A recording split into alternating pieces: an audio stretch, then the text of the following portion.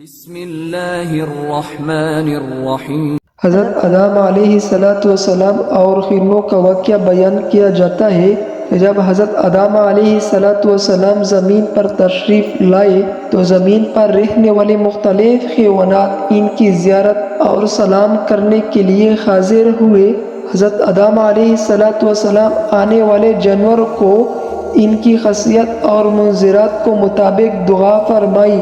خرنوں کا ایک غول جب آدم علیہ السلام کو سلام کے لیے ان کے پاس آیا تو حضرت آدم علیہ السلام کی ان کی پشت پر شفقت سے ہاتھ پھیرا اور ان کے حق میں دعا فرمائی، جس کے نتیجے میں حق تعالی نے انہیں نافع مشک عطا فرمایا۔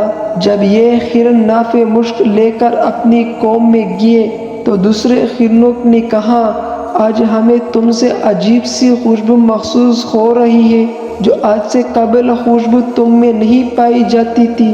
یہ خوشبو کہاں سے لائے ہو؟ خرنوں نے کہا، ہم خدا کے بندے حضرت آدم علیہ السلام کی زیارت کے لیے گئے تھے۔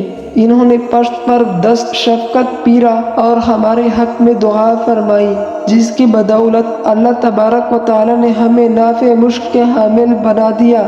جب دوسری ہرنوں نے یہ سنا تو انہوں نے کہا، ہم بھی آدم علیہ السلام کے پاس نافع مشک حاصل کرنے کو جاتے ہیں۔ یہ کہہ کر وہ حضرت آدم علیہ السلام کے پاس آئے اور ان کو سلام کیا۔ حضرت آدم علیہ السلام نے ان کی پشت پر شفقت کا ہاتھ پھیرا اور ان کے لیے دعا فرمائی، مگر ان میں وہ خوشبو پیدا نہ ہوئی۔ انہوں نے واپس آ کر ہرنوں کی پہلی ٹولی سے کہا، ہم نے بھی آدم علیہ السلام کی زیارت کی، انہوں نے ہماری پشت پر دست شفقت پھیرا اور دعا بھی کی، مگر ہمارے اندر وہ خوشبو پیدا نہیں ہوئی جو تمہارے اندر ہے۔ تو دوسرے خرنوں نے جواب دیا، ہماری اور تمہاری نیت میں فرق تھا، تم نے حضرت آدم علیہ السلام کی زیارت کو خلوص نیت سے انجام نہیں دیا، بلکہ تمہاری نیت یہ تھی کہ پروردگار تم کو بھی نافع مشک عطا کرے، اس لیے تم محروم رہے، اور ہماری نیت خلوص تھی، لہٰذا حق تعالی نے ہمیں اس خوشبو سے نوازا اور یہ خوشبو قیامت تک ان کی نسلوں میں باقی اور قائم رہے گی۔